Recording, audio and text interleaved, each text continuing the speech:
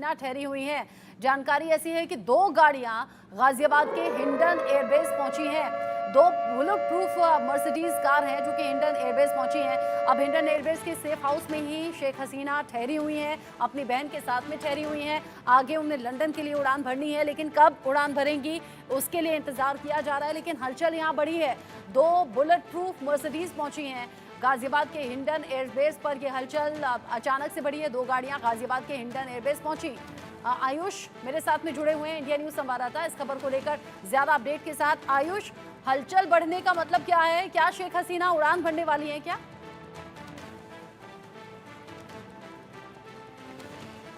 देखिए, जिस प्रकार से आधा घंटा पहले हमने बताया था कि 2 bullet proof high security VVIP fleet की गाड़ियां इसी गेट से हिंडन एयरबेस के अंदर गई है शेख हसीना, जहां पर सेफ हाउस के अंदर मौजूद है। यहां पर अब कयास ये लगाया जा रहा है कि क्या कारण हो सकता है जिसकी वजह से वो गाड़ियां, जो वीआईपी फ्लीट की बुलेट प्रूफ गाड़ियां थी, वो अंदर गई। देखिए, यहाँ पर 2 चीज़ें हो सकती है। पहला ये कि इन हाउस मूवमेंट यानी कि जहाँ पर इस वक्त शेख हसीना मौजूद है, जिस सेफ हाउस में वो मौजूद है, वहाँ पर इंटरनल मूवमेंट उन्हें करनी हो, किसी मंत्री से मिलना हो, कोई डेलीगेशन से मिलना हो, एम्बेसी के कुछ लोग उनसे मिलने जाए, तो ऐसे में उन गाड़ियों का इस्तेमाल किया जाएगा। दूसरा ये कि क्या शेख हसीना यहाँ से एम्बेसी जाएंगी, नई दिल्ली में उनको प्रवेश मिलेगा। देश की राजधानी दिल्ली में जिस प्रकार से लगातार हलचल बढ़ चुकी है, लोकसभा की बात की जाए, राज्यसभा की बात की जाए, तो राज्यसभा में 2:30 बजे सुओ मोटो लेकर यहाँ पर external affairs minister S Jaishankar जो है वो अपनी बात रखेंगे बांग्लादेश की सिचुएशन पर। लोकसभा में 3:30 बजे का वक्त बताया जा रहा है जब एस जयशंकर अपनी बात रखेंगे बांग्लादेश के मुद्दे पर। और इसी प्रकार से एनएस अजीत डोवाल भी कल यहाँ पर मौजूद थे, जो बांग्लादेश की पूर्व प्रधानमंत्री से मिलने के लिए यहाँ पर आए थे। और ऐसे में अब क्या कुछ बड़ी हलचल यहाँ पर होने वाली है, क्योंकि सिक्योरिटी लगातार अंदर तैनात है। शेख हसीना के लिए अंदर सिक्योरिटी पर्सन लगाए हुए हैं, गरुड़ कमांडोज के लगाए जाने की बात की जा रही है। तो वही दूसरी ओर हिंडन एयरबेस के बाहर जहाँ हम मौजूद है, यहाँ पर भी यूपी पुलिस ने जो सिक्योरिटी है वो पुख्ता कर दी है। यूपी पुलिस के जवान भी यहाँ पर मौजूद है, यानी सिक्योरिटी पूरी तरीके से टाइट है। आगे क्या मूवमेंट होने वाली है वो देखने वाली बात है, क्योंकि बांग्लादेश से जो हवाई जहाज आया हुआ था C-130J, जो बांग्लादेश एयरफोर्स का हवाई जहाज था, वो वापस जा चुका है। 7 मिलिट्री पर्सनल भी आए हुए थे, वो भी वापस चले गए। यानी बांग्लादेश की पूर्व प्रधानमंत्री शेख हसीना की पूरी सिक्योरिटी इस वक्त भारत के हाथ में है, और भारत पूरी तरीके से शेख हसीना की जो सुरक्षा है उसके बंदोबस्त को कड़े कर कर रख रहा है। जी, अब यहाँ जिस प्लेन से आई थी वो प्लेन वापस जा चुका है। बाकी जो जवान थे उनके साथ वो जा चुके हैं। यहाँ शेख हसीना है, अपनी बहन के साथ में है, सेफ हाउस में है। 2 बुलेट प्रूफ मर्सिडीज कार पहुंची हैं हिंडन एयरबेस पर। हलचल बढ़ गई है।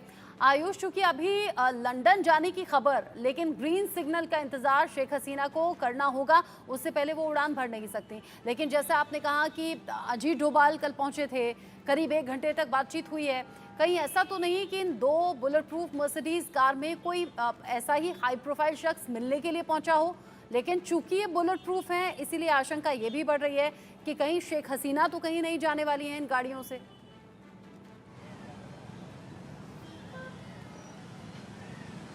बिल्कुल, देखिए, जो दोनों कयास लगाए जा रहे हैं, यही कयास इस वक्त हमारी तरफ से भी है, क्योंकि उस गाड़ी से कौन गया था इसके बारे में जाहिर सी बात है जानकारी नहीं मिलेगी। सुरक्षा का जो हवाला यहाँ पर दिया गया है, जो मीडिया है उनको भी ये बैरिकेड से पीछे रुकने के लिए कहा गया है, आगे जाने की इजाज़त नहीं है, क्योंकि एयरबेस है, एयरबेस के अपने प्रोटोकॉल्स होते हैं, अपनी सुरक्षा होती है। अंदर वीडियोग्राफी भी अलाउड नहीं है, फोटोग्राफी भी अलाउड नहीं है। तो किसकी मूवमेंट हो रही है वो हम ज़्यादा से ज़्यादा बाहर से देख सकते हैं। और ऐसी जो वीआईपी फ्लीट की गाड़ियाँ होती है, ये अक्सर काले शीशों में होती है, यानी अंदर कौन बैठा है, किस जगह पर बैठा है, कौन व्यक्ति है, इसके बारे में कोई जानकारी बाहर से नहीं लगाई जा सकती।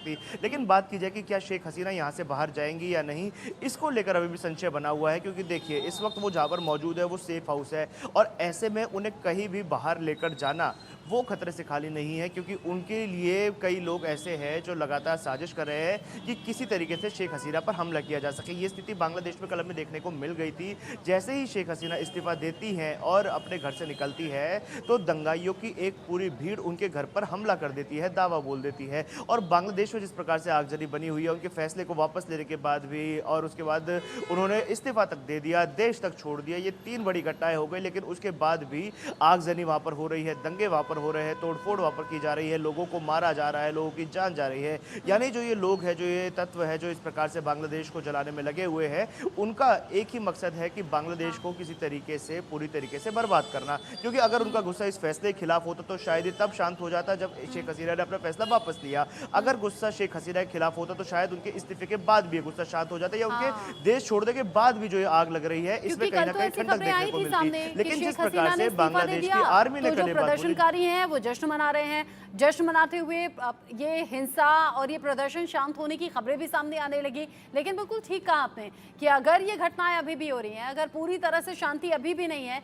तो कहीं इस हिंसा, इस प्रदर्शन के पीछे कुछ और शक्तियों का हाथ तो नहीं? क्या बांग्लादेश में माहौल खराब करने की कोशिश है? क्या वहाँ नुकसान पहुंचाने की कोशिश पब्लिक प्राइवेट प्रॉपर्टी को है? क्या लोगों में दहशत पैदा करने की कोशिश है? खबरें कुछ ऐसी भी थी कि इसी हिंसा और प्रदर्शन के बीच में कुछ हिंदू फैमिलीज पर भी हमला किया गया, और जिसकी आशंका ऐसी है कि अगर चीन समर्थित सरकार वहां बनती है तो ये हमले और ज्यादा बढ़ भी सकते हैं। ऐसी कई आशंकाएं हैं जो इस वक्त चर्चा का विषय है। आयुष, आप मेरे साथ में रहिएगा। तमाम रिएक्शंस बांग्लादेश के इन हालातों को लेकर सामने आ रहे हैं। जेएमएम सांसद महुआ माझी से बात की है मनोहर केसरी ने, सुन लेते हैं।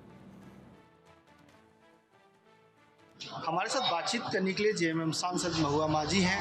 महुआ जी, बांग्लादेश को लेकर के सर्वदलीय बैठक बुलाई गई है, क्या कहेंगे? देखिए, बांग्लादेश चूँकि हमारा पड़ोसी मुल्क है और इसकी स्वतंत्रता के लिए इसको अलग राष्ट्र बनाने के निर्माण में भारत की बहुत बड़ी भूमिका रही है 1971 वॉर में। तो इस समय अगर वहाँ पे इस तरह से आग लगी हुई है तो उसकी छींटे कहीं भारत में भी ना पड़े, क्योंकि बॉर्डर इलाके हैं, लोग इधर से उधर करते रहते हैं। तो ऐसे में बहुत ही सूझबूझ के साथ विपक्षी नेताओं को साथ में लेकर ही केंद्र सरकार को कोई निर्णय लेना चाहिए कि किस तरह से हम उन्हें मदद करें, वहाँ शांति बहाली हो जल्द से जल्द, और जो भी वहाँ हिंसा की घटनाएं हो रही हैं वो अविलंब बंद हो। तो मुझे लगता है केंद्र सरकार जो भी निर्णय लेगी विपक्ष के साथ मीटिंग करके सूझबूझ के साथ लेगी, और इसमें किसी तरह से भड़काऊ भाषण या कोई ऐसा गलत स्टेप नहीं लिया जाएगा जिससे कि दोनों देशों में किसी भी तरह की अशांति। वहाँ पर हिंदुओं को लेकर के अत्याचार के काफ़ी सारे वीडियो आ रहे हैं, चाहे महिलाएं हों, जो भी अल्पसंख्यक। देखिए, ये तो अभी जांच का विषय है कि किसके साथ अत्याचार हो रहा है, क्योंकि हिंसा की जो घटना है, ये जो शेख हसीना है, ये भी तो मुस्लिम ही है, मुस्लिम के साथ ही मुस्लिम का विरोध है। ऐसा नहीं है कि हिंदू मुस्लिम का कुछ है। तो वो आपसी उनके अपनी देश में जो सरकार के प्रति जो आक्रोश होता है युवाओं का बेरोजगारी की वजह से, आरक्षण ना होने की वजह से, ये उस तरह की लड़ाई है। इसको किसी भी तरह से पोलराइजेशन करने के लिए कोई गलत दिशा में हमारे देश के नेताओं को उसको नहीं मोड़ना चाहिए। ये हिंदू मुस्लिम विवाद नहीं है, ये कुछ और ही मामला है, अपने ही सत्ता पक्ष से नाराजगी। Thank you. Manohar Kesari, India news, Delhi. जब बांग्लादेश में हालात खराब हुए, जब हिंसा बढ़ने लगी, प्रदर्शन बहुत ज़्यादा बढ़ गए, शेख हसीना जान गई कि उन पर हमले की प्लानिंग है, तो भारत सरकार से संपर्क साधा गया। सरकार के इशारे पर ही शेख हसीना ने भारत आने का फैसला किया। आयुष मेरे साथ में है। आयुष, बाकी अलग अलग देशों को छोड़कर भारत आने का फैसला शेख हसीना का, ये भारत के लिए तो ऑब्वियस सी बात है कि गर्व की बात है कि भारत सेफ है, माहौल हर तरीके से सेफ है और हर धर्म के लोग यहाँ मिलजुल कर रहते हैं। ऐसा नहीं है कि बांग्लादेश या फिर पाकिस्तान की तरह धर्म विशेष को टारगेट किया जाता हो। अब ऐसे में शेख हसीना यहाँ आ तो गई हैं, लेकिन अब अलग अलग पॉलिटिकल पार्टी अलग अलग तरीके से इस पर रिएक्शन दे रही हैं। और क्या इसी के लिए सर्वदलीय मीटिंग भी बुलाई गई ताकि सभी का बेहतर तालमेल हो, सभी को इस बारे में ब्रीफ किया जा सके? और इसीलिए विदेश मंत्री डॉक्टर एस जयशंकर आज सदन में बोलने भी वाले हैं बांग्लादेश की घटना पर।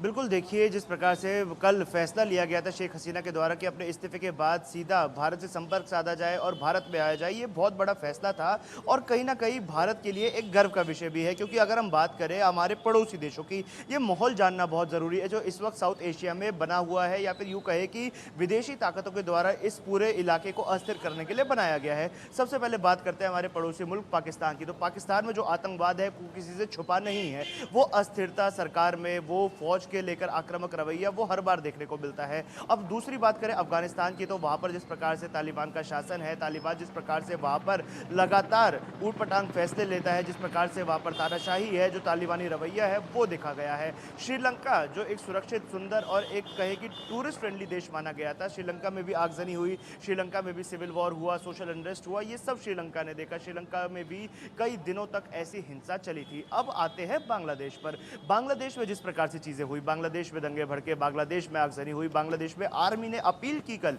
कि आप सब लोग शांत हो जाइए, जो हिंसा है उससे किसी को भी कोई भी समाधान नहीं मिलने वाला, लेकिन उसके बाद भी हिंसा नहीं रुक रही है। तो यानी ये जो पूरा साउथ एशिया का हमारा रीजन है, इसमें सिर्फ एक भारत है जो उभर कर सामने आ रहा है। और जैसे कि भारत के लिए कहा भी जाता है विश्व गुरु, तो कम से कम साउथ एशिया का जो रीजन है इसी में भारत सबसे अग्रसर होकर इस पूरे इलाके में डेमोक्रेटिक होने का नेतृत्व कर रहा है, सेक्युलर होने का नेतृत्व कर रहा है। क्योंकि हमारे पड़ोसी मुल्कों की तरह यहाँ पर ना धर्म विशेष को टारगेट किया जाता है, हमारे पड़ोसी मुल्कों की तरह यहाँ पर आगजनी नहीं की जाती, सेना के खिलाफ लोग नहीं जाते, सेना का सम्मान करते हैं। ये जो चीज़ें हमारे पड़ोसी मुल्कों में हो रही है वैसी भारत में नहीं है। यहाँ पर डेमोक्रेसी है, यहाँ पर सेक्युलरिज्म है, यहाँ पर जो लोकतंत्र है उसका सम्मान है, पार्लियामेंट का सम्मान है, सेना का सम्मान है, संविधान का सम्मान है।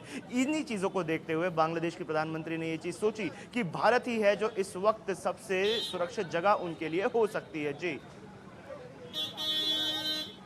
जिस तरीके से आयुष आप जानकारी दे रहे हैं बांग्लादेश के इन हालातों पर, उसको लेकर अलग अलग तरह के कयास भी लग रहे हैं। देखिए, इधर हिंदुस्तान में हम लोग बैठे हैं, बांग्लादेश की तस्वीरों को देख रहे हैं, आज बांग्लादेश की तस्वीर को देख रहे हैं तो श्रीलंका की तस्वीरें आज सामने आ रही हैं।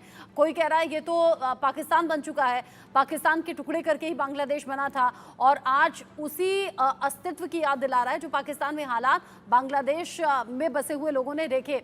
आयुष, आप रहिएगा मेरे साथ में। जो हालात अभी बांग्लादेश में हैं इसके कुछ अहम किरदार भी हैं जो निकल कर सामने आ रहे हैं। बांग्लादेश में ये हालात कैसे हुए, कैसे इन हालातों तक बांग्लादेश पहुंच गया और कैसे वहां आम लोग अब इस मुसीबत को झेल रहे हैं। और सबसे बड़ी बात ये कि वहां पर जो हिंदू हैं उन पर हमले कैसे बढ़ गए हैं या फिर कैसे आगे आने वाले वक्त में बढ़ सकते हैं। लेकिन जो तीन अहम किरदार हैं वो आप जान लीजिए। बांग्लादेश में तख्ता पलट हुआ है और इसके पीछे कौन कौन से बड़े किरदार हैं वो आप जानेंगे। तो उसमें सबसे पहला नंबर आएगा, आप अब ये सोचिए कि इनकी तो किस्मत जैसे चमक गई है। ये खालिदा जिया हैं जो प्रमुख विपक्षी नेता हैं जिन्हें अब जेल से रिहा किया जाएगा और इनकी किस्मत चमक गई है बांग्लादेश में इन हालातों के बीच में। साथ ही साथ जो दूसरा अहम किरदार है वो है मोहम्मद यूनुस, नोबेल पुरस्कार भी इन्हें मिला है, मुख्य सलाहकार अंतरिम सरकार ये हो सकते हैं। ये अहम किरदार यहाँ बांग्लादेश में इन हालातों में निभाते हुए नजर आएंगे।